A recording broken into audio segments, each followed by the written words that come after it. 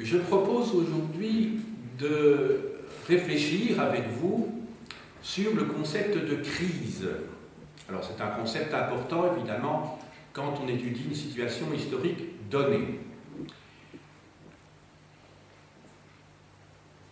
On va étudier plus particulièrement le cas précis de la crise de la République romaine dans la deuxième moitié du IIe siècle avant Jésus-Christ, et alors en épilogue je vous dirai quelles conséquences cela a eu pour la suite de l'évolution de l'histoire romaine.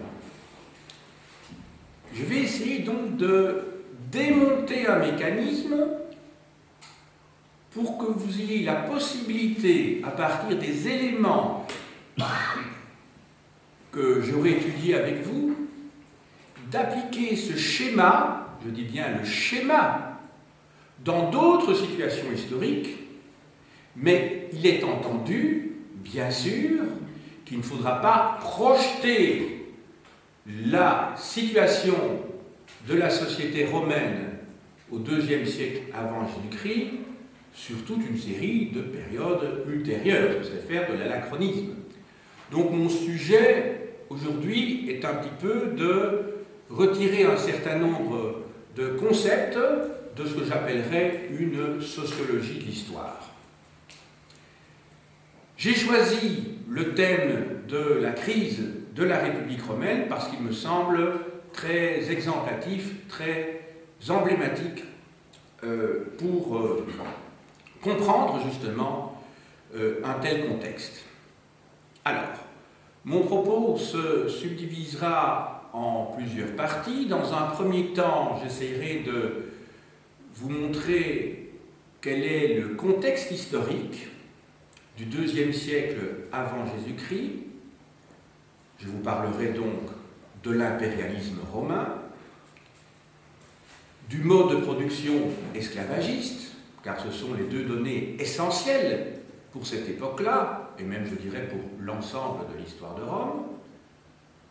Ensuite, pour bien comprendre comment cette situation devient une situation de crise entre 134 et 121 avant notre ère, il me faudra vous parler, vous expliquer plutôt quels sont les mécanismes des institutions romaines pour ensuite déboucher sur l'analyse de la crise agraire, autrement dit une crise de type économique et social, ensuite voir quels sont les rapports de force en présence sur le plan politique à Rome, voir également quels sont les tenants et les aboutissants de la crise des mentalités à travers ses aspects religieux et philosophiques, et enfin on arrivera au nœud de la crise, c'est-à-dire cette décennie tellement importante qui va de 134 à 121 avant Jésus-Christ. On va voir qu'elle aboutit à un échec et qu'elle conduit à une société de type militariste et totalitaire au 1er siècle avant Jésus-Christ. Voilà donc le schéma que je vais suivre dans le cadre de cette leçon. Alors je commence tout d'abord par le contexte général. Rome, qui était une petite cité pendant, je dirais, près de 5 siècles, 4 siècles et demi, non, 5 siècles, on peut le dire, pour vous donner des dates relativement précises, cela va de 750 avant Jésus-Christ, date légendaire, je dirais, 753, de la naissance de Rome, jusqu'aux environs de 340 avant Jésus-Christ, ça fait 4 siècles, oui, pendant 4 siècles donc. Rome est une petite cité dont le territoire va s'agrandir très lentement, pendant 4 siècles, très lentement. Pendant cette période-là, les guerres sont essentiellement marquées par la rapine, sont marqués également par des combats face à des petits peuples qui se trouvent dans le Latium. Le Latium, c'est donc cette partie de l'Italie qui se trouve autour de Rome. Je vais peut-être vous montrer ça sur la grande carte de l'Empire romain, qui se trouve accrochée au mur.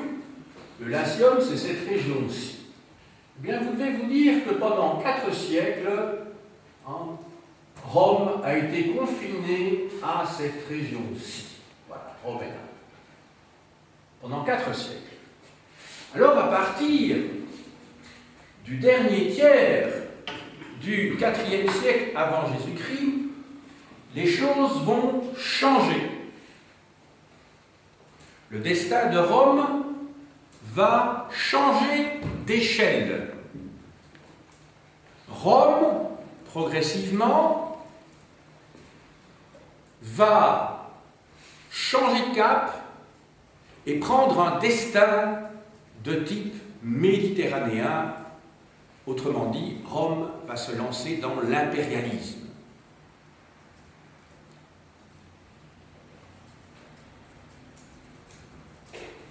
Le point, le tournant véritablement, se situe au IIIe siècle avec une première guerre punique de 264 jusqu'à 242 avant Jésus-Christ.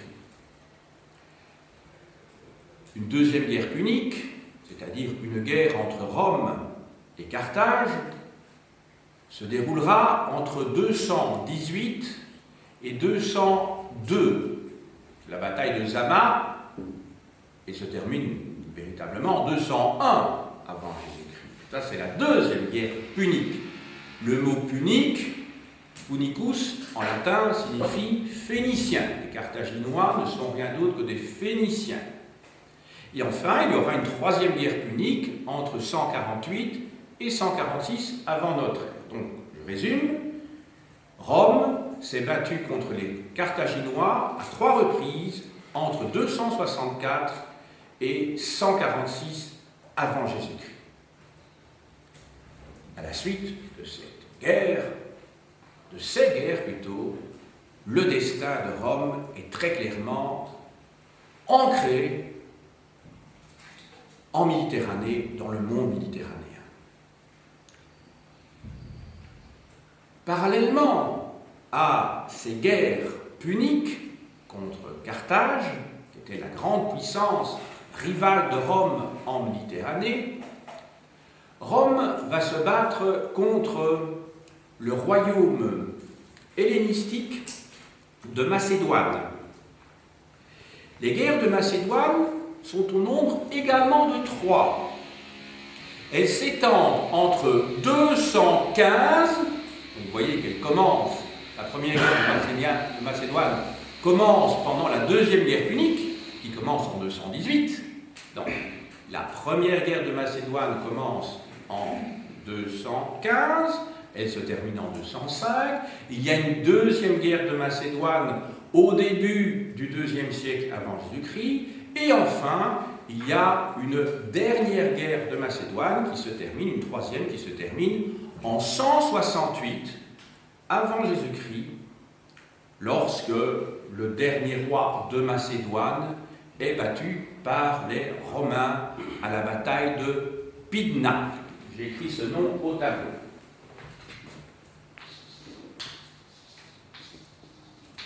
Alors, je vous montre ceci sur la carte murale. Je vous ai parlé il y a quelques instants de Carthage.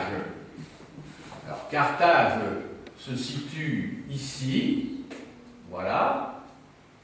Je vous ai parlé de la bataille de Zama, Z-A-M-A, en 202 avant Jésus-Christ. Zama se trouve ici, à proximité. Je vous ai dit que Carthage était une colonie phénicienne. Les cités phéniciennes se trouvent ici. La Phénicie n'a jamais constitué un État, mais était constituée de plusieurs cités-États, au même titre que les cités grecques en Grèce. La Grèce n'a jamais existé dans l'Antiquité. Je vous l'ai déjà dit. Il y avait des cités grecques. La Phénicie n'a jamais existé. C'est une région où ont été fondées, se sont développées donc des cités-États. Des petites cités-États, mais qui étaient très puissantes, puisqu'elles ont fondé les colonies sur le pourtour de la Méditerranée, jusque dans le bassin occidental de la Méditerranée. Voilà. Alors, Pydna se situe ici en Macédoine. Je crois que c'est ici, bon, je ne vois pas bien, parce que je n'ai pas de bons yeux, mais je crois que Pydna se situe ici, si je vois bien. Donc, la Macédoine, c'est ce territoire-ci. Vous voyez qu'il y a deux dates ici, 168. C'est donc la date de cette bataille lors de laquelle la Macédoine est défaite. Et vous avez à côté 146, qui est la date à laquelle la Macédoine devient une province romaine et est donc annexée par l'Empire romain. Voilà. 146 est d'ailleurs une date très importante, parce que c'est aussi la date de la fin des guerres puniques. C'est en 146 que Carthage est définitivement rasée, je dis bien la Carthage punique, parce qu'à côté de la Carthage punique va être reconstruite une Carthage romaine. Et ce sont ces ruines-là que vous pouvez visiter lorsque vous allez en Tunisie.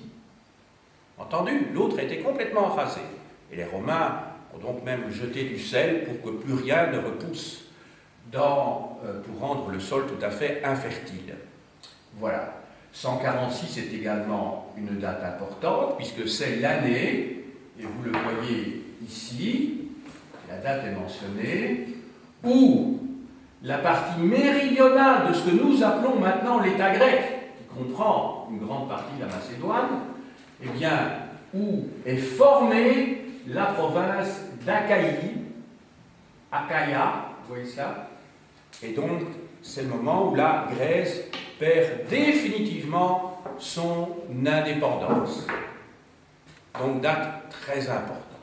N'oubliez pas que la crise dont nous allons parler maintenant se situe entre 134 et 121.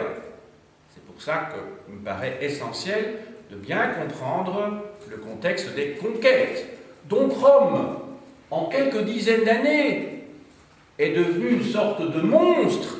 Elle est passée d'un petit État au début du IIIe siècle, avant Jésus-Christ.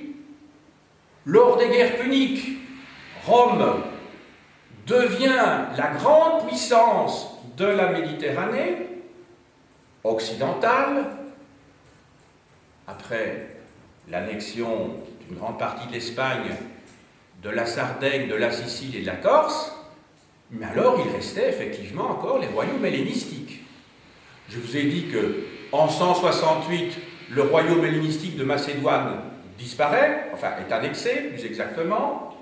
Il restera alors d'autres territoires dirigés par des rois hellénistiques, à ce moment-là, qui vont être confrontés à Rome.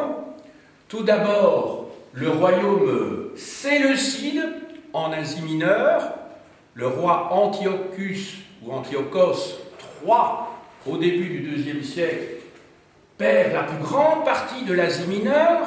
L'Asie mineure, c'est toute cette région-ci, donc. Et donc, toute la partie jusqu'au Taurus de l'Asie mineure, le Taurus, c'est donc cette chaîne de montagnes ici, vous le marquez ici. Eh bien, donc toute cette région de l'Asie mineure, comment dirais-je, va devenir romaine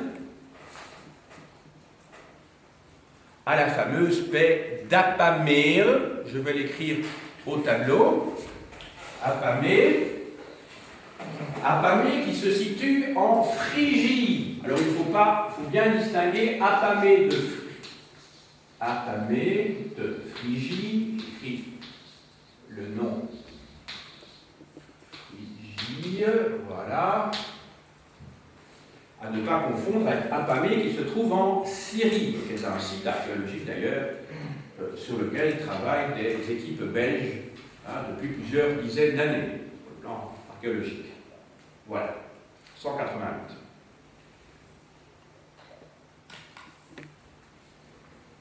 Les Séleucides possédaient, après la mort d'Alexandre le Grand, un très vaste territoire jusqu'à l'Indus, donc c'est-à-dire jusqu'au Pakistan.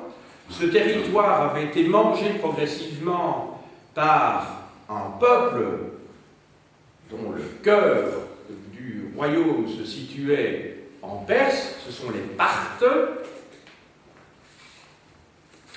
avec lesquels les Romains vont batailler pendant plusieurs siècles, les Parthes.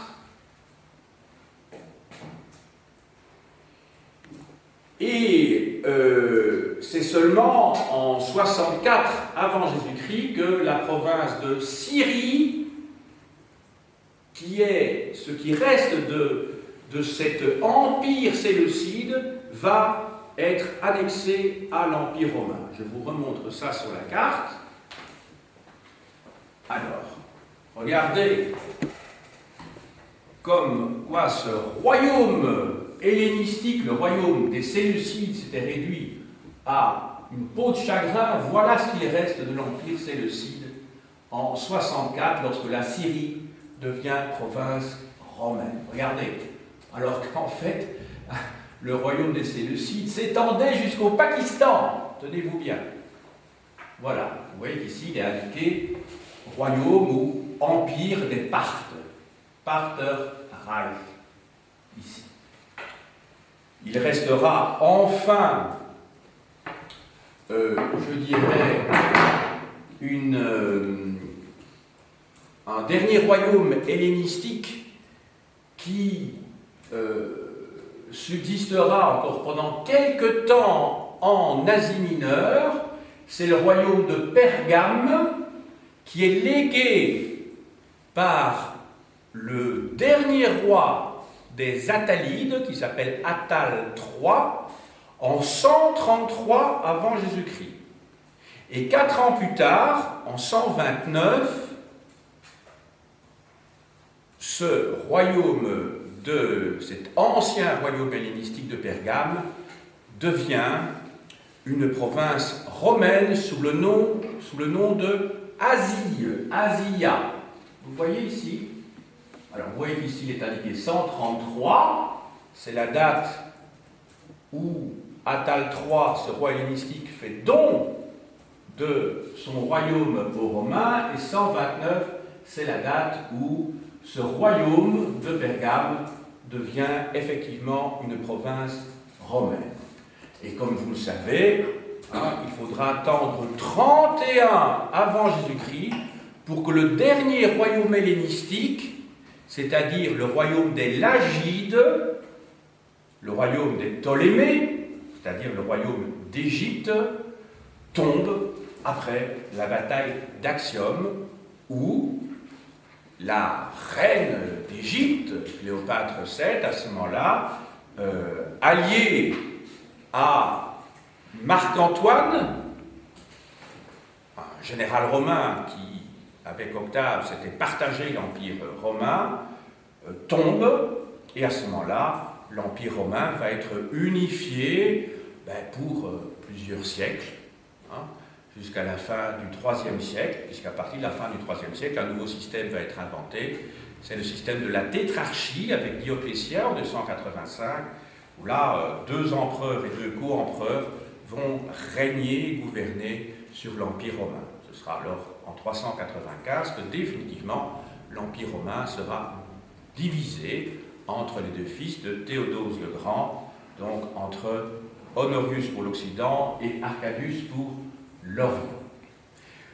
Alors, si je vous dis tout ceci, c'est pour que vous compreniez bien que le IIe siècle est le siècle par excellence de l'impérialisme romain. En quelques décennies, non seulement Carthage a été vaincu, également 3 royaumes hellénistiques, celui de Macédoine, celui des Séleucides et celui de Pergame. Pergame, il n'a pas été vaincu, en fait, il a été donné par le dernier roi, il a été légué donc à Rome. Donc c'est une époque où l'Empire romain va gonfler en une fois. Alors qu'est-ce que ça va avoir comme conséquence? La conséquence, c'est l'arrivée massive d'esclaves en Italie. Parce que lorsque les Romains conquièrent tous ces territoires, ils pratiquent la rapine, ils se constituent d'énormes butins, et des dizaines, des centaines de milliers d'esclaves vont arriver en Italie.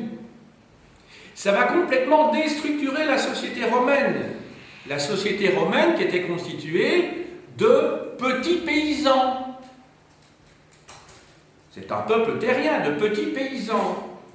À partir du moment où vous avez tous ces esclaves qui affluent, vous connaissez ce principe élémentaire, plus un bien est rare, plus il est cher, plus un bien est abondant, plus il est bon marché. Les esclaves, ce sont des biens, ce sont des animaux, ce sont des forces de travail. Ils font concurrence à qui? Mais aux petits paysans. Et ils se trouvent où? Ben, ils ne se trouvent pas évidemment sur les petites propriétés.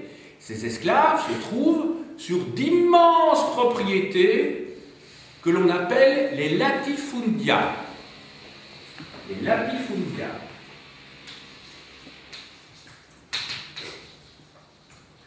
Latifundia, ça vient de deux mots. Latifundia, ça veut dire fundia.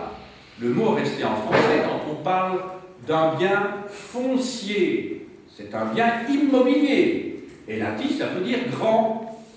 Donc les latifundia, ce sont des grandes propriétés foncières. Ça va? Donc la richesse est immobilière. Elle n'est pas mobilière. Ces esclaves donc sont achetés par des gens riches, ils se retrouvent en très grand nombre, et ça va complètement déséquilibrer la société romaine. Complètement. Parce que les petits paysans, leur problème c'est qu'ils ne pourront pas tenir face à la concurrence de grands propriétaires terriens qui ont une manœuvre gratuite.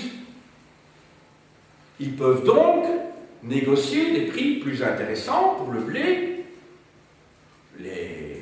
le raisin, ou les olives, pour ne prendre que des produits de consommation courante, produits sur ces grands domaines fonciers.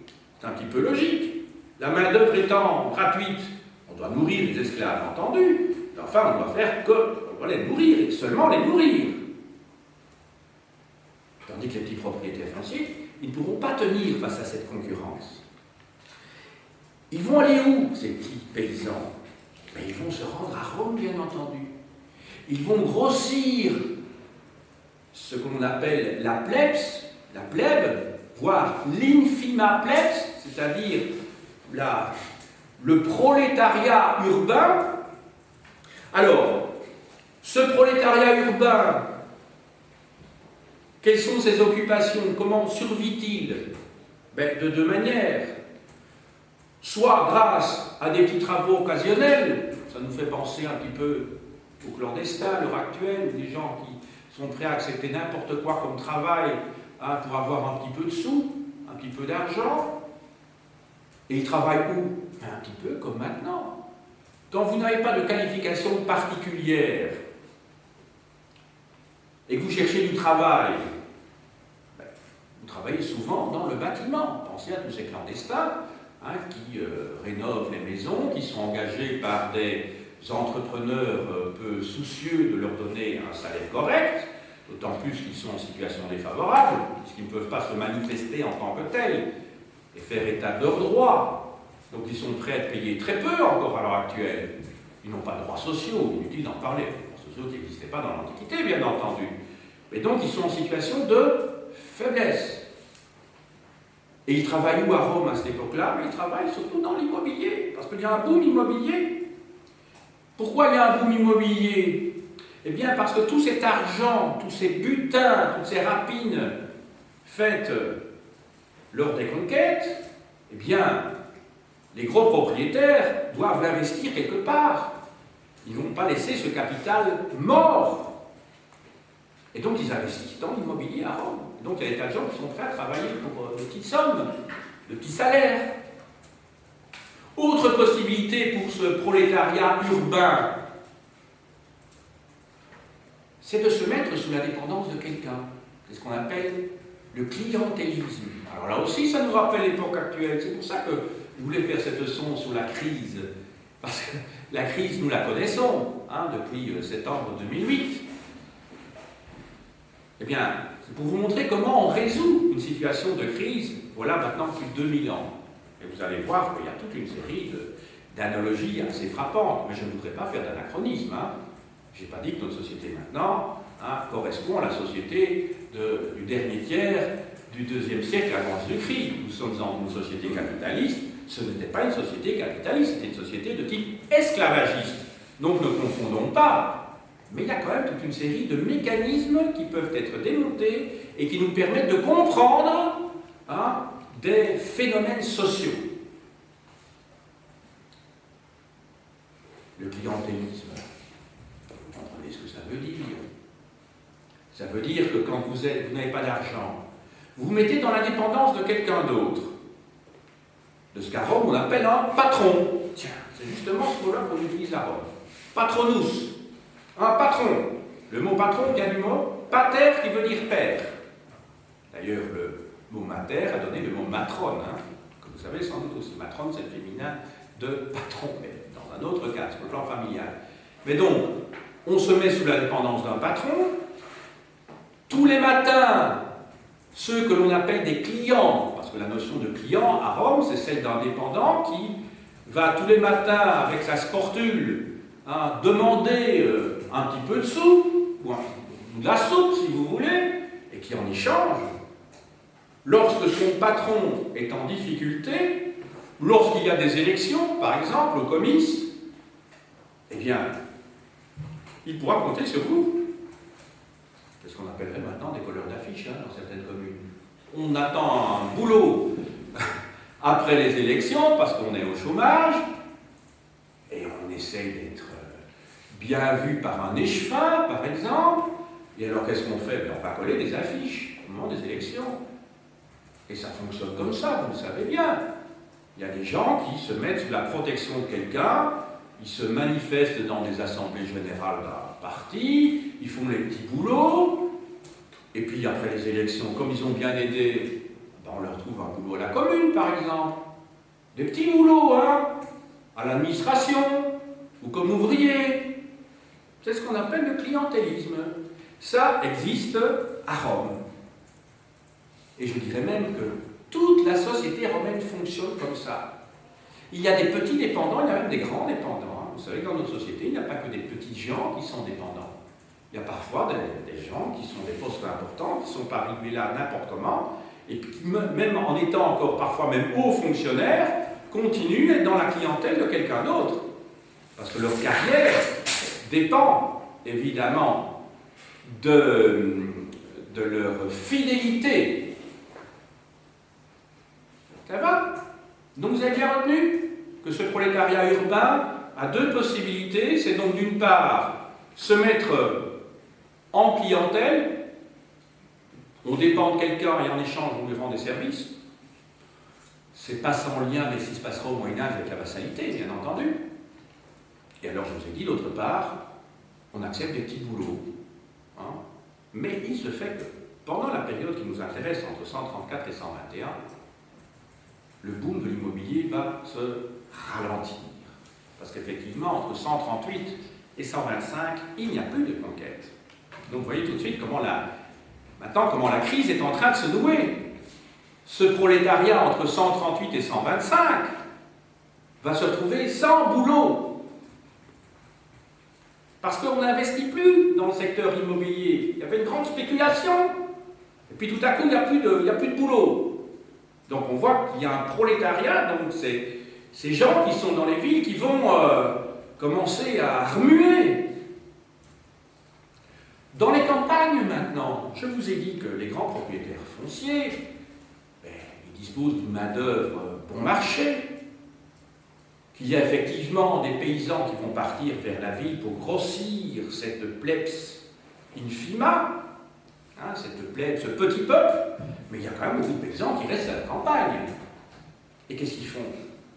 Eh bien, ils doivent se mettre au service de grands propriétaires fonciers comme saisonniers. Vous savez ce que c'est un saisonnier? C'est quelqu'un qui, pour la durée, au moment des semences, des semailles, au moment de la moisson, au moment des vendanges, et vous savez que le vin a beaucoup d'importance dans les pays méditerranéens, hein, eh bien, se mettent pour 1 mois, pour 2 mois, au service d'un grand propriétaire foncier. L'ennemi naturel de ces saisonniers, c'est qui? Ce sont les esclaves. Parce que les esclaves, on ne les paye pas. Et donc, vous imaginez la rivalité entre ces saisonniers, ces anciens paysans indépendants, petits paysans indépendants, qui se retrouvent face à une main-d'œuvre bon marché. Donc, on voit qu'il y a une tension sociale. Il ne faut pas imaginer toujours qu'il y a les riches et les pauvres. Entre les pauvres, il peut y avoir de la tension, comme entre les riches, tout dépend de la nature, de l'origine de la richesse. Donc, vous voyez qu'il ne faut pas avoir une vision trop simpliste lorsqu'on analyse une situation sociale. Alors, je vous avais dit tout à l'heure qu'on allait étudier les institutions, mais dans les grandes lignes. Je ne vais pas vous parler du cursus honorum, ça doit vous rappeler des choses d'enseignement secondaire, je vais vous parler de toutes les magistratures, vous vous souvenez, prêteurs édiles, etc. Je ne vais pas vous parler de tout ça. Vous trouverez ça dans d'excellents manuels, mais qui sont, comment dirais-je, trop souvent statiques, qui ne montrent pas la dynamique des institutions romaines. Et je dois vous dire que quand je vais parfois voir des étudiants en stage, ils décrivent le cursus honorum, depuis les édiles jusqu'au consul, ou jusqu'au censeur, et puis alors on vous dit, voilà, on est ceci, on est cela. Puis c'est très descriptif, mais on ne voit pas la véritable dynamique. Alors, la dynamique de la société romaine, c'est quoi? À la base, il y a des assemblées. Alors, ces assemblées, à Rome, on les appelle des comices.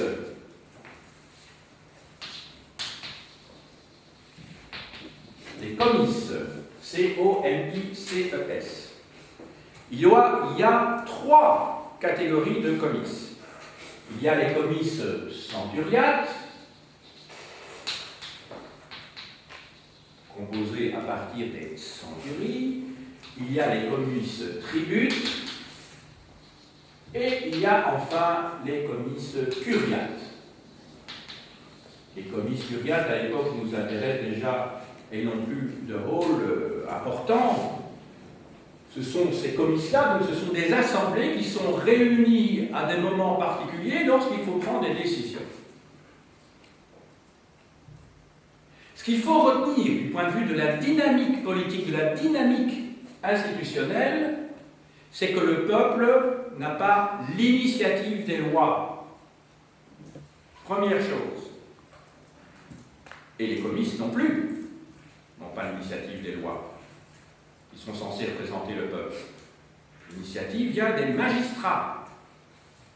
On dit que les magistrats, ce n'est pas les juges. Ce qu'on appelle magistrats dans nos vies, ce sont les membres de l'exécutif.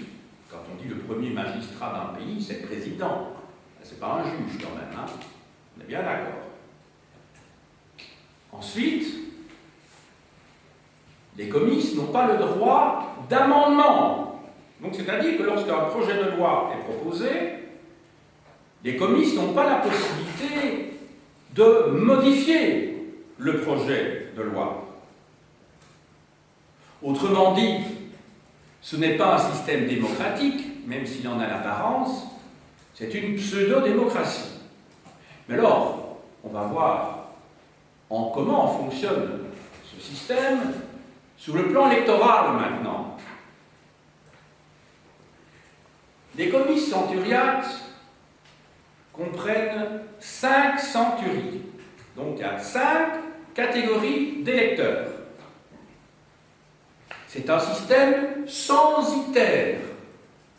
Vous savez ce que c'est qu'un système censitaire? C'est un système qui n'est pas celui que nous connaissons, c'est-à-dire nous pratiquons, en tout cas depuis 1919 en Belgique, le suffrage universel, en France depuis 1848. Et dans ce système-là, les citoyens romains sont répartis en 5 catégories suivant leur niveau de fortune. Les plus riches, les plus fortunés sont dans la première centurie, c'est-à-dire la catégorie des gens riches.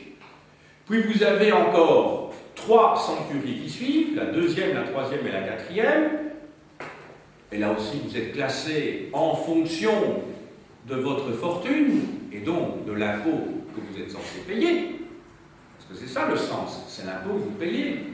Et puis dans la 5e catégorie, vous avez tous ceux qui ne payent pas d'impôt, ceux qu'à Rome on appelle les prolétarii. Les prolétarii. Alors là, vous voyez tout de suite le mot que ça a donné en français, les prolétaires. Alors, prolétaries, ce ne sont pas les ouvriers, parce que souvent, dans le langage courant, chez nous, on pense prolétaire égale ouvrier. C'est pas ça. Les prolétaires, ce sont ceux dont l'État n'attend qu'une seule chose, c'est qu'ils aient une progéniture. Et qui ne peuvent simplement qu'élever leur progéniture, ils n'ont pas d'argent à thésauriser, hein, ils n'ont pas d'argent pour vivre, tout simplement. Ça vient d'un mot latin qui est proles, et le mot proles veut dire progéniture, les enfants. Ça va? C'est ça que ça veut dire un prolétaire, c'est celui qui n'a juste assez d'argent pour élever ses enfants, mais rien d'autre. Donc il ne possède rien en propriété personnelle, si vous voulez, privée. Or, le système électoral est tel que lorsque la première centurie a voté, je dis qu'il y en a 5, eh bien, on a la majorité des voix. Parce que tous les autres ont beaucoup moins de voix que la première, donc les plus riches ont beaucoup plus de voix, et donc une fois que la première a voté, ça fait la majorité, la moitié des voix, c'est 97.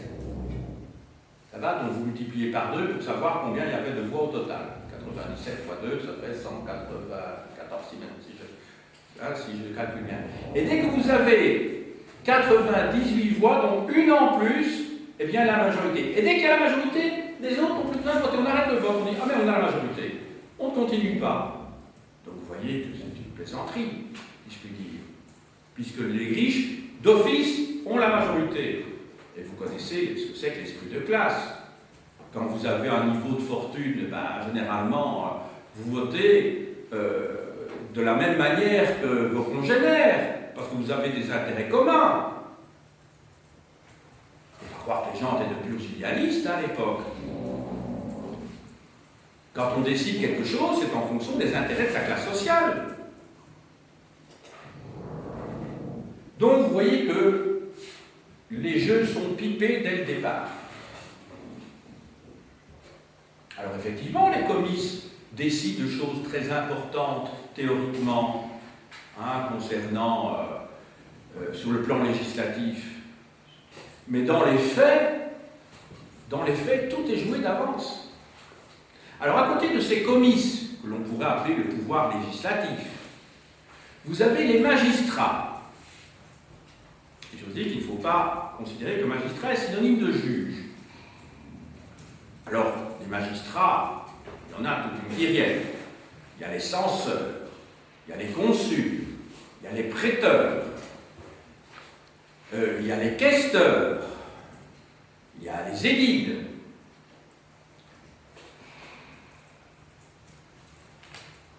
Alors, les magistratures à Rome sont basées sur le principe de l'annalité. Donc, on est magistrat pour 1 an, comme à Athènes d'ailleurs.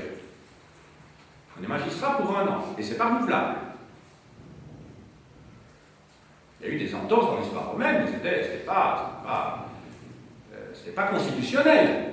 Souvenez-vous, lorsque je vous ai parlé de l'Athènes du milieu du 5e siècle avant Jésus-Christ, Périclès lui-même a exercé plusieurs fois la stratégie.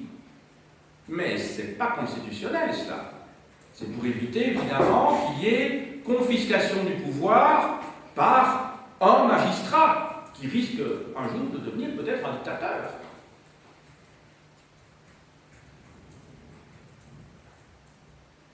Deuxième principe, c'est que les magistrats ne sont pas révocables. Donc si un magistrat, pendant la durée de son mandat d'un an, fait quelque chose qui n'est pas correct, ben, il reste jusqu'à la fin de son mandat.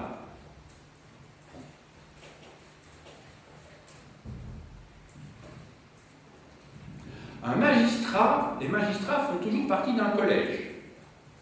Il n'y a jamais de magistrat unique dans un collège. La preuve, c'est qu'au sommet d'État, il y a 2 consuls. Il n'y en a pas un. Il y a plusieurs prêteurs, il y a plusieurs censeurs, etc., etc. Alors, chaque magistrat a la possibilité de révoquer dans le cadre de son collège ce que l'un de ses collègues a pu décider.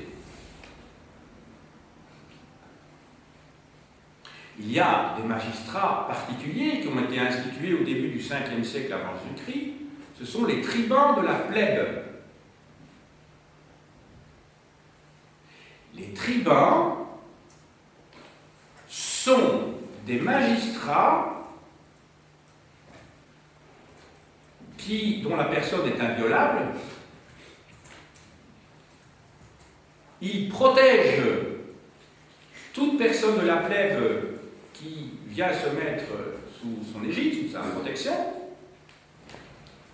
Et les tribuns ont un pouvoir particulier qui est celui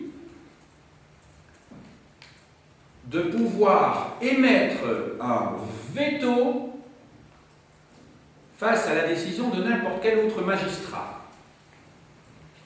Le mot veto, que vous connaissez bien sûr, vient d'un verbe latin qui est vetare, qui veut dire interdire. Interdire. Quand un tribun dit veto, ça veut dire j'interdis. J'interdis que la loi soit appliquée. Passe. C'est important. Pour ceux qui ont déjà été dans des trains italiens, ils savent que près de la fenêtre, il est marqué vietatos porgersi. Ça veut dire il n'est pas permis de se pencher, il est interdit de se pencher par la fenêtre. Vietatos, ça veut dire interdit. Alors, on va voir maintenant comment tout ça se goupille au moment de la crise de 134 à 121. Alors, tout d'abord, à ce moment-là, il y a une crise agraire. La crise agraire, j'en ai déjà touché un petit mot tout à l'heure. En effet, vous avez 2 types de propriétaires, je ne vais pas y revenir.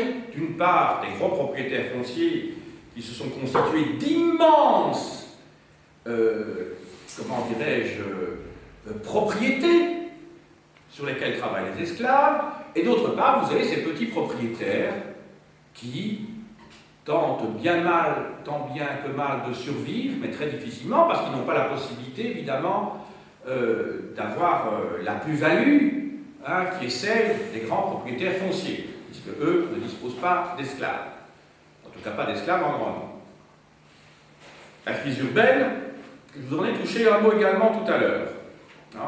Elle est liée avec cet afflux de paysans, de petits paysans qui arrivent à Rome sans emploi, qui sont prêts à travailler dans le bâtiment ou qui sont prêts à se mettre dans la clientèle d'un patron puissant.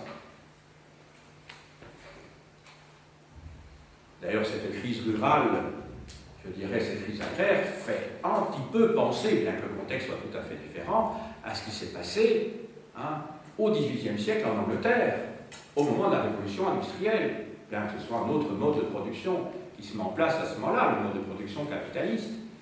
Là aussi, il y a eu un exode rural très important. Parce que on en reparlera quand on sera en fin de deuxième année, parce que l'on est passé de ce qu'on appelle le système de l'open field, c'est-à-dire du champ ouvert, où les petits paysans dans un village se mettaient d'accord entre eux pour tourner en même temps et disposer de, comment dirais-je, de pâturage commun, ce qu'on appelle les communs, et de bois communs, à un système qui est celui des enclosures, où on va passer à un système de bocage, où toutes les propriétés vont être délimitées par c'est pas des grillages, évidemment, à l'époque, c'est du bois, des fermetures, quoi. Chaque propriété va être séparée des autres. Pourquoi? Eh bien, parce qu'à ce moment-là, au XVIIIe siècle, en Angleterre, vous avez des grandes propriétés qui se mettent en place, parce que les petits ne peuvent plus suivre également dans le système de la production. C'est le même système. Et de nouveau, ces petits paysans qui se retrouvent sans rien du tout vont fournir une main-d'œuvre abondante au moment de la révolution industrielle, lorsque des usines, des fabriques, comme on disait à l'époque, vont s'établir dans les villes, et là, comme ils n'ont pas de sous, ils viennent des campagnes, ils partent des campagnes, et ils vont constituer une main-d'œuvre abondante, donc bon marché pour les premiers industriels fin du XVIIIe siècle et au début du XIXe siècle. Donc vous voyez que la situation n'est pas la même, mais on retrouve des mécanismes un peu semblables. Alors, je reviens à l'Antiquité romaine, puisque tel est mon propos aujourd'hui. Je vous ai parlé d'une crise agraire, je vous ai parlé d'une crise urbaine également, parce que non seulement dans les campagnes, la société est déstabilisée avec l'arrivée de tous ces esclaves qui changent complètement le marché du travail, si je puis dire. Crise urbaine, parce que là aussi, afflux d'une main-d'œuvre bon marché, de gens qui n'auront rien à faire, et qu'il va falloir bientôt occuper, plus tard, vous savez comment, avec du pain des jeux, panem et circenses, pour réutiliser l'expression de Juvénal au 1er siècle de notre ère, que l'on appelle aujourd'hui, c'est quoi aujourd'hui? Panem et circenses, c'est-à-dire qu'on donne un minimum à manger pour éviter des révoltes sociales. On a créé le CPS, on a créé le chômage, sinon c'est la révolution, bien entendu, avec un taux de chômage où une personne sur 7 est au chômage en Wallonie, et à Bruxelles, un jeune sur 3 est au chômage, 30% de chômage à Bruxelles. Ce serait la révolution. Donc vous pensez bien que lorsque le principe des allocations de chômage, ce n'est pas tellement pour faire plaisir aux gens, ou dans un souci d'équité, c'est pour éviter l'explosion sociale, bien entendu. Et à côté de ça, circenses en latin, ça veut dire les jeux du cirque. Ben, chez nous, c'est le football, hein. Le meilleur moyen de canaliser l'énervement des gens sur le plan social, les gens vont voir du foot le week-end. Ils regardent le foot à la télé, hein, ils regardent le foot au café, en buvant une bière ou autre chose. Hein. Ils s'excitent autour de leur verre de bière en regardant l'écran, hein, à la maison en mangeant leurs chips et en buvant du coca. Et qu'est-ce que ça permet quoi? De canaliser toute cette énergie vers un ennemi fictif qu'est l'équipe adverse. Donc on remplace la lutte des classes, si vous voulez, par la lutte entre deux équipes de foot. Et ça arrange bien les hommes politiques, ils vont même, comme vous le savez, hein, siéger dans les tribunes, hein, dire « Ah, moi je tiens à Bruges, Standard », vous connaissez tous ces ministres, hein, et ça fait disparaître les conflits sociaux réels, au point que vous voyez des supporters qui s'entretuent, alors qu'ils appartiennent à la même classe sociale sur les stades de foot, alors qu'ils ont les mêmes intérêts objectifs sur le plan social. Hein, c'était la semaine passée, je crois, où on voyait des supporters d'Anderlecht ou quoi. Enfin, j'ai vu à un moment donné où on découpait les grillages, on voyait les supporters et les policiers, 10 policiers pour empêcher les supporters de rentrer sur le terrain de football, avec des pétards qui étaient envoyés, un type par terre, je crois que c'était un gardien de but qui était au milieu de fumigènes, etc. Et donc vous voyez, c'est transformer la lutte des classes en autre chose qui permet au pouvoir de tenir. Eh bien, les Romains vont faire la même chose, les empereurs romains. Hein, la même chose avec l'invention des jeux du cirque, avec les gladiateurs. Alors évidemment, vous vous projetez dans tel ou tel gladiateur. Hein? Et alors voilà, on s'entretue. Ça évite évidemment à l'empereur de rester tout seul dans sa tribune et de ne rien risquer. Hein? Et comme c'est lui qui décide si on vit ou si on meurt, hein, vous voyez ce que je veux dire. Bon, ceci dit, les empereurs ont eu parfois beaucoup de problèmes, contrairement à ce qu'on pourrait penser. Il y a eu des émeutes parfois, hein, au Circus Maximus, à Rome, où il y a des empereurs qui ont dû partir comme Claude rapidement pour éviter que ça dégénère trop sur le stade. Hein. Enfin, tout ça pour vous dire que les situations ne sont pas comparables, mais que l'être humain reste le même et que les stratégies politiques de ceux qui dirigent n'ont pas tellement changé. Le pouvoir utilise toujours tantôt de la force, tantôt de la séduction. Ça s'est passé à toutes les époques comme ça. Alors, je reprends ce que j'étais en train d'expliquer. Alors maintenant, la situation politique. Après vous avoir parlé de la situation économique et sociale, hein, on est bien d'accord. La situation politique maintenant. Seule la classe dirigeante est au pouvoir, vous l'avez bien compris, parce qu'avec le système des comices, hein, finalement, il y a une catégorie de citoyens qui se trouvent véritablement représentés, ou en tout cas qui ont quelque chose à dire, puisque les autres sont du mauvais côté de la barrière, on ne tient pas compte de leur vote. Alors, la classe qui dirige véritablement Rome à cette époque-là, c'est la classe sénatoriale. Au Sénat, vous avez 300, plus ou moins 300 sénateurs, à l'époque qui nous intéresse, à l'époque de l'Empire, hein, on va doubler la mise, hein, Auguste va passer à 600. Sur les 300 sénateurs, dans les 300 sénateurs, il y a deux groupes en fait. Ceux qui représentent la majorité, que l'on pourrait appeler les conservateurs, et qu'à Rome, on appelle le parti des optimates. Optimates.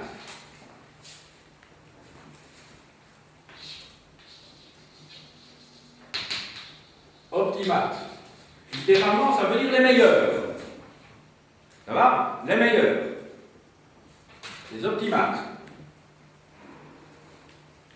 Dans l'histoire grecque, je vous ai expliqué il y a quelques cours, il y a quelques leçons, que les Grecs, les Athéniens, avaient aussi inventé une formule un petit peu du même genre, qui était que les aristocrates, ce sont les kaloi kagatoi. Hein, ça veut dire hein, les beaux et bons. Les kaloi kagatoi, ici sont les meilleurs. Voilà, on les appelle les meilleurs. Enfin, ils s'appellent les meilleurs, les optimates. Donc, c'est donc le parti conservateur au Sénat. Le parti conservateur. Ce sont les grands propriétaires fonciers. Et ils défendent évidemment ce système-là, ce système qui leur est... il n'est pas question pour eux de partager les terres. En face d'eux, vous avez, toujours au Sénat, ceux que l'on appelle les populares, ou les populaires en français, populares. Ça va? Les populares, les populaires. Entendons-nous bien, ce n'est pas le peuple, hein. Ce sont aussi les riches, ils font partie des sénateurs. Et les sénateurs se redoutaient parmi les vieilles familles romaines. À l'origine, il y avait les patriciens, et par la suite, on l'avait élargi à la classe supérieure des plébéiens, plusieurs siècles plus tôt. Mais donc, ce ne sont pas du tout, ce n'est pas le peuple du tout. Mais ce sont ceux qui, dans la classe supérieure, défendent partiellement les intérêts de couches inférieures. Donc, ils prennent en charge les intérêts de couches inférieures.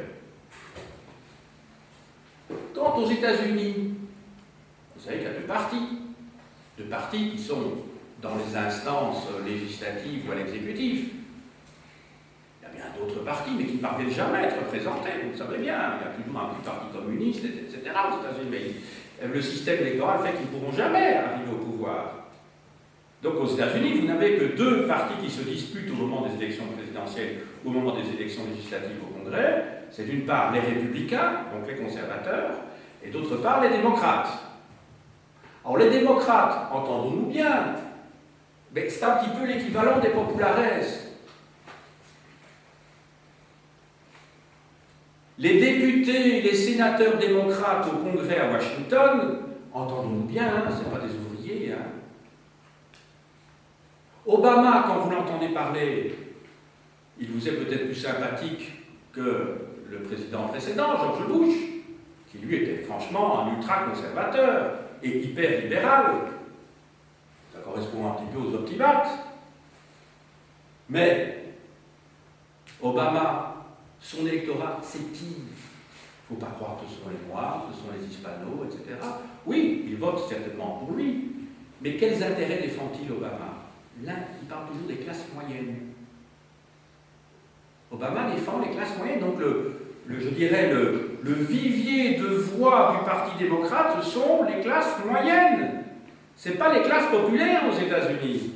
Et il défend un système, il défend un système qui est le même que celui des conservateurs, simplement, il y a des nuances qu'on peut trouver importantes, ou moi je ne les trouve pas très importantes, mais Obama, les démocrates fonctionnent très clairement dans le cadre du système capitaliste.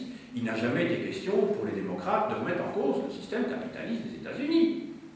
Ils participent de ce qu'on appelle l'American Way of Life, c'est-à-dire la manière de vivre des Américains. Et l'objectif des Américains, de la grande majorité des Américains, c'est d'avoir sa maison, d'avoir sa voiture, d'avoir ses appareils ménagers, d'avoir son ordinateur, sa télé, son chien, etc. Vous voyez ce que je veux dire? Mais donc, ce sont les classes moyennes qui sont défendues par le Parti démocrate. Eh bien, ici, c'est la même chose. Les populares, ce sont en fait, je dirais, des gens des classes supérieures, mais qui se rendent compte qu'il faut faire quelque chose pour les classes inférieures. Alors, quel est le programme des populares? Eh bien, leur programme sur le plan économique, c'est de faire avant tout une réforme agraire. N'oubliez pas qu'on est dans une société où l'agriculture reste quand même le fondement de l'économie. Donc, ils veulent faire une réforme agraire. Ils veulent ensuite qu'il y ait des lois frumentaires. C'est quoi des lois frumentaires? Ce sont des lois qui permettent des distributions de blé à ceux qui n'ont pas les moyens de se payer la nourriture. Sur le plan politique, les populares considèrent que la base du pouvoir doit avoir un fondement qui est celui de la souveraineté populaire.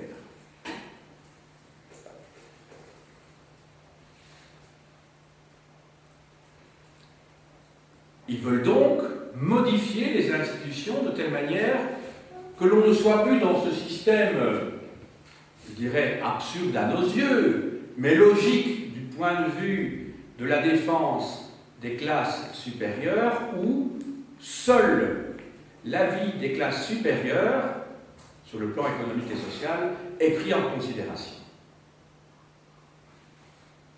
Je vous avais dit tout à l'heure que lorsqu'on essaie de comprendre une crise, il ne faut pas se pencher uniquement sur les fondements économiques et sociaux, il faut, c'est-à-dire les rapports de production et l'état des forces productives, il faut également comprendre comment s'articule l'idéologie de l'époque par rapport à ce soubassement économique et social.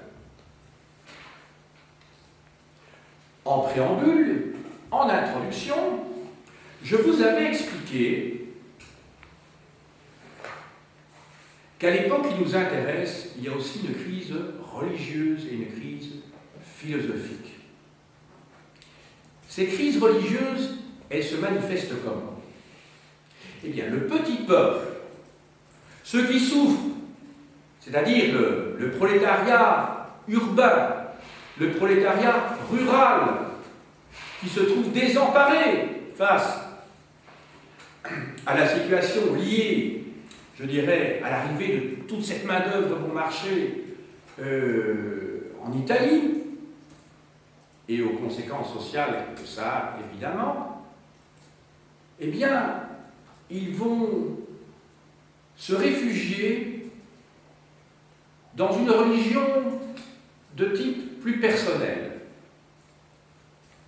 Le fondement de la religion romaine est basé sur la famille, la religion traditionnelle romaine. la famille, c'est-à-dire un système où les dieux pénates, les dieux lares, c'est-à-dire les dieux protecteurs du foyer, garantissent la stabilité de la cité. Or maintenant, devant le délitement de cette société, les gens vont adhérer à des religions qui viennent de l'Orient, et là aussi ça devrait peut-être un petit peu nous faire penser à des choses qui nous sont proches, bien que les modalités sont différentes, parce que ce ne sont pas les mêmes classes toujours qui sont concernées.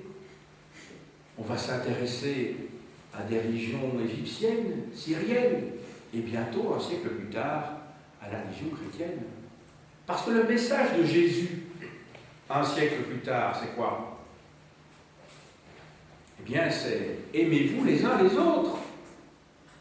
Il n'y a plus de classe sociale, nous sommes tous frères et sœurs.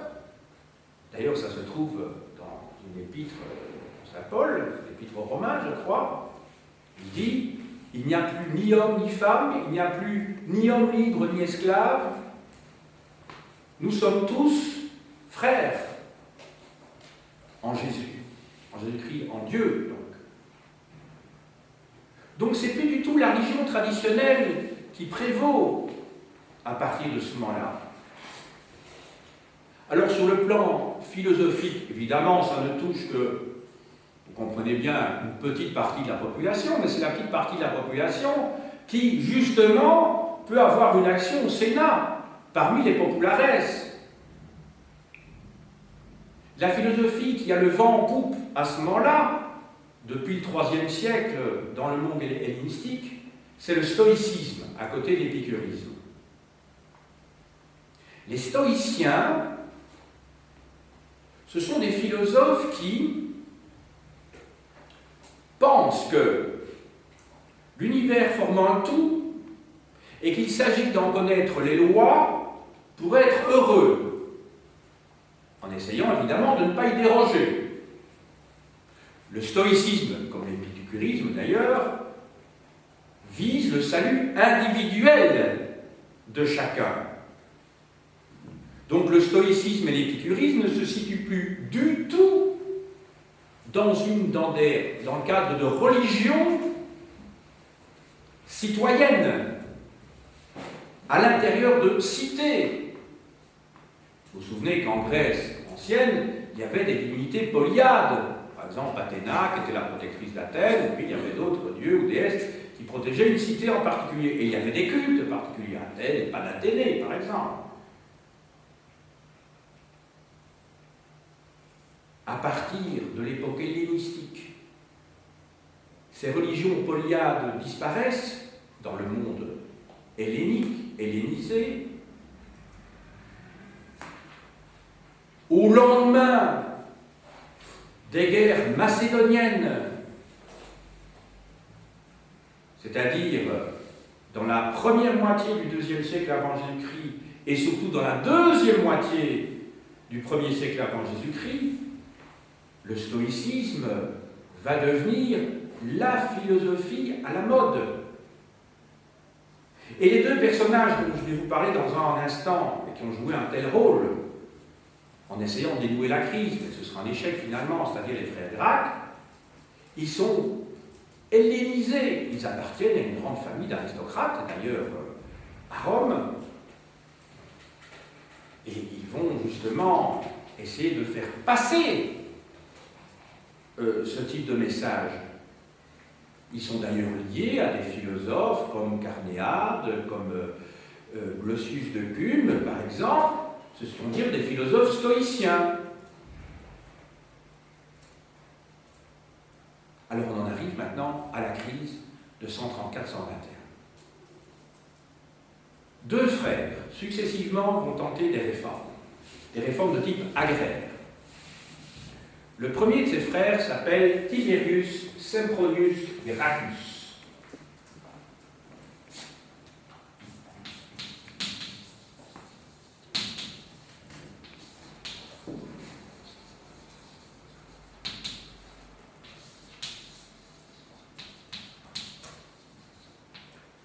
Et son frère s'appelle Gaius Sempronius Gracchus. Donc ils ont le même nom et le même cognomen, comme on dit. Voilà, ils appartiennent donc à la gens Sempronia. C'est le nom de leur vaste famille, si vous voulez. Donc Tiberius Sempronius Gracchus et son frère Gaius Sempronius Gracchus. Tiberius va tenter des réformes en 133, et son frère, ce sera en 121, avant Jésus-Christ, bien entendu. Alors, tous deux défendent la petite paysannerie. Ils ne défendent pas, en fait, les prolétaires. Ils ne défendent pas l'infima plebs. Ce qu'ils défendent, c'est en fait ces petits paysans qui se sont retrouvés sans le sou à la suite de cette modification structurelle de la société romaine au IIe siècle de notre avant Jésus-Christ, qui ont grossi les rangs de la plèbe urbaine et qui aspirent à nouveau à retrouver un statut, non seulement un statut social, mais aussi économique, et à retourner dans la petite et la moyenne paysannerie. Tous deux vont échouer. Alors, tous deux vont tenter une réforme agraire, c'est-à-dire un partage des terres romaines qui ont été conquises entre les petits. Le premier, Tiberius Gracchus, pour indemniser les grands propriétaires fonciers qui n'ont fait qu'accaparer ces terres conquises, va trouver des fonds, ou en tout cas va vouloir trouver des fonds, en utilisant le trésor de Pergame qui avait été légué par le roi Attal III en 133.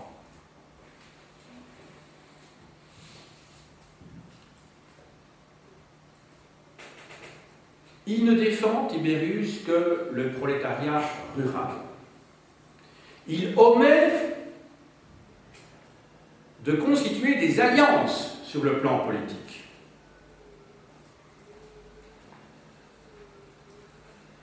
Car la société romaine ne comprenait pas que la classe sénatoriale, dont je vous ai parlé tout à l'heure sur le plan économique et sur le plan politique, mais la société romaine comprend, outre le prolétariat rural et le prolétariat urbain, comprend aussi les chevaliers.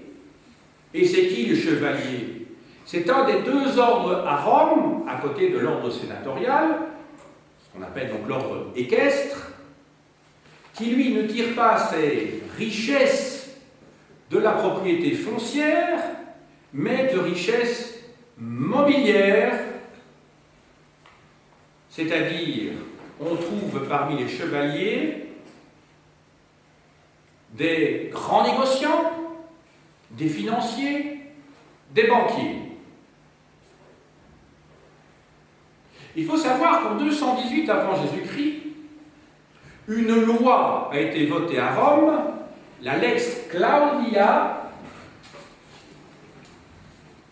la Lex ça veut dire loi, Claudia, en 218 avant Jésus-Christ, c'est-à-dire l'année même où débute la deuxième guerre punique, qui interdit aux sénateurs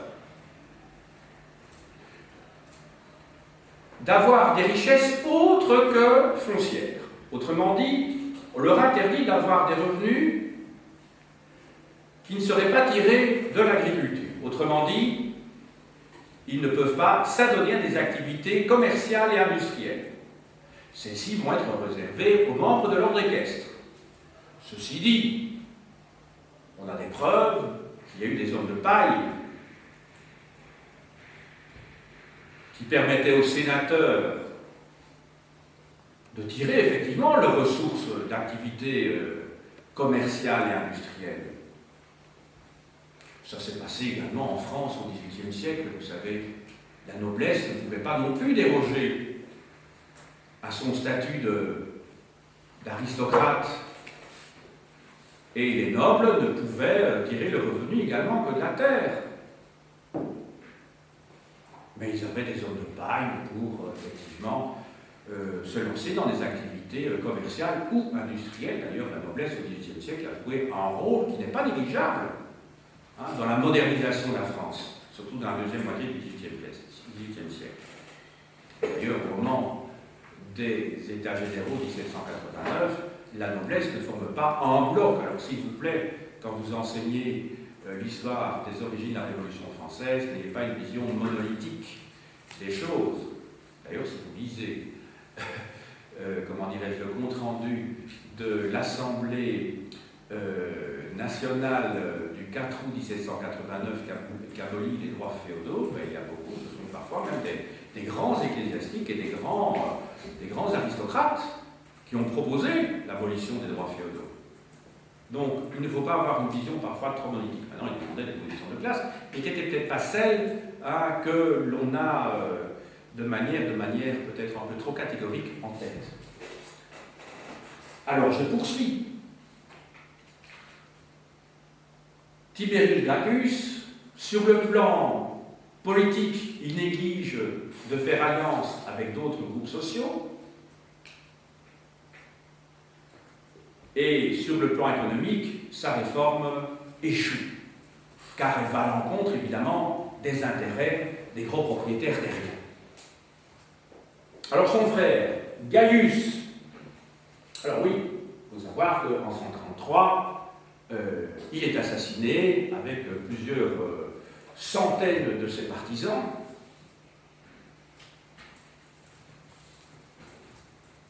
Son frère reprend le flambeau. D'ailleurs, ça fait un petit peu penser, mais il ne faudrait pas aller trop vite dans la comparaison aux deux frères Kennedy, John et Bob.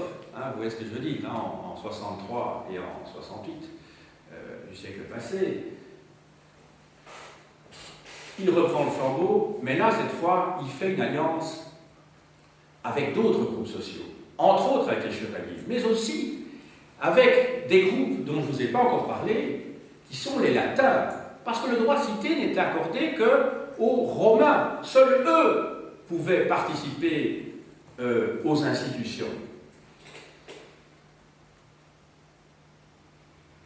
Latins qui, d'ailleurs, ne verront leur droit reconnu finalement, ils auront le droit de cité reconnu qu'en 89 avant Jésus-Christ. Il va y avoir des guerres sociales entre 91 et 88 avant Jésus-Christ. Ce sont quand même les Romains qui vont gagner, mais ils gagnent, mais ils laissent quand même une soupape de sûreté, puisqu'ils permettent quand même aux Latins d'avoir le droit qu'ils souhaitaient. Quant aux provinciaux, ben là, ils n'ont rien à dire non plus. Les provinciaux et les esclaves n'en parlons même pas, ils n'ont même pas droit à la parole, ils n'existent pas, ce sont des choses, ce sont des animaux, dans le cadre d'un système esclavagiste. Alors, Tiberius Gracchus, je vous ai dit, a échoué. Gaius, son frère, politiquement, il fait des alliances. Économiquement, là aussi, il essaye de reprendre la réforme agraire de son frère, il essaye de relancer les lois frumentaires, mais il parvient à se mettre tout le monde à dos. Pour plusieurs raisons. Tout d'abord pour des raisons objectives sur le plan économique et social, mais aussi parce que sur le plan juridique, il ne veut pas respecter les institutions romaines, qui, je vous l'ai dit tout à l'heure, ne sont pas démocratiques.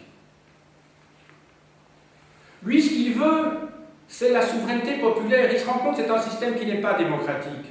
Donc il passe au-dessus des institutions.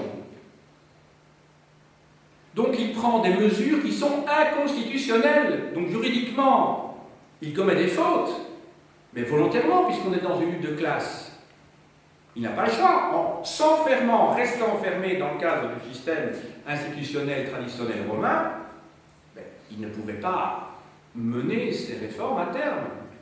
Mais il s'est mis presque tout le monde à dos, et là aussi, Il est assassiné avec plusieurs milliers de ses partisans en 121 avant Jésus-Christ. Alors, épilogue.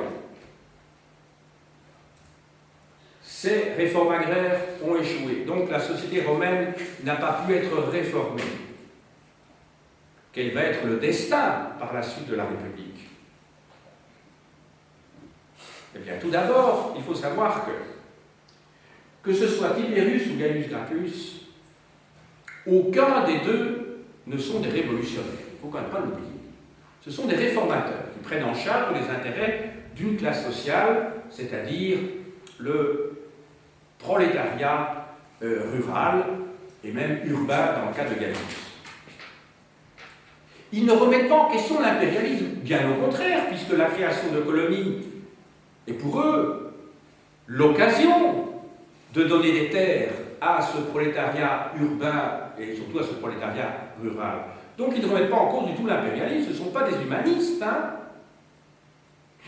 Ils ne remettent pas en cause du tout l'esclavagisme, au contraire, ils en ont besoin.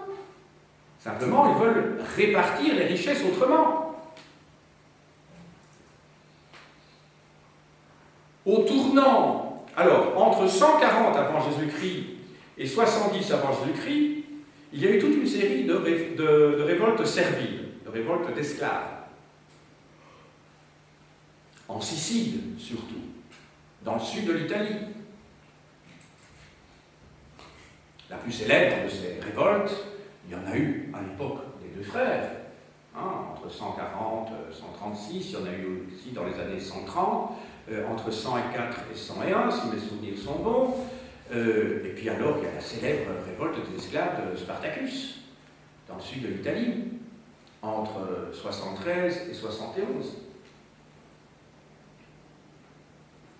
Ce sont des, comment dirais-je, des chefs qui appartiennent aux populares qui vont l'emporter dans le cadre d'une personnalisation du pouvoir par la suite. Marius d'abord, mais puis Sylla, qui lui, au contraire, établit une dictature favorable aux optimates. Ensuite, vous aurez Pompée, César, c'est César qui l'emporte, parce que Pompée, qui est à l'origine proche des populares, se met du côté des optimates, alors que César, lui, défend la position des populares. Ce sont tous des aristocrates, entendons-nous bien, de nouveau. Et puis finalement, vous aurez, lors du deuxième triumvirat, avec Marc-Antoine et Octave, l'opposition de ces deux personnages contre ceux qui se disent républicains, qui en fait défendent les intérêts de la Rome traditionnelle et des grands propriétaires fonciers, c'est-à-dire, entre autres, Cicéron, qui est un conservateur. Et c'est finalement les populares qui l'emportent. Mais entendons-nous bien, au 1er siècle avant Jésus-Christ, c'est une société militariste qui se met en place, une société totalitaire qui conduit au pouvoir absolu des empereurs. Donc la crise s'est dénouée comment finalement? Mais elle s'est dénouée, je dirais, avec l'installation d'un pouvoir autoritaire, monarchique, même si vous savez qu'Auguste a joué au plus fin lorsqu'il arrive au pouvoir, et il mettra près de 20 ans à finalement rassembler sur sa personne tous les pouvoirs. Mais alors, plus l'Empire va progresser dans le temps, plus cette personnalisation va se renforcer, et s'il y avait encore les formes au 1er et au 2e siècle de notre ère, sous la dynastie des Julio-Claudiens, puis sous la dynastie des Flaviens, et enfin, à l'époque de l'âge d'or de la Rome antique, c'est-à-dire à l'époque des Antonins, au 2e siècle de notre ère, finalement, à partir de 194, vous allez avoir l'installation d'une monarchie militaire, cette fois définitive jusqu'à la fin de l'Empire, avec les Sévères, qui règnent jusqu'en 235 de notre ère, et puis alors vous aurez toute une série, le 3e siècle est marqué par des coups d'État, un petit peu comme en Amérique latine, jusque, je dirais, les années 60, 70, du 20e siècle, des coups d'État perpétuels, et une société où ce sont les militaires qui sont au pouvoir. Voilà.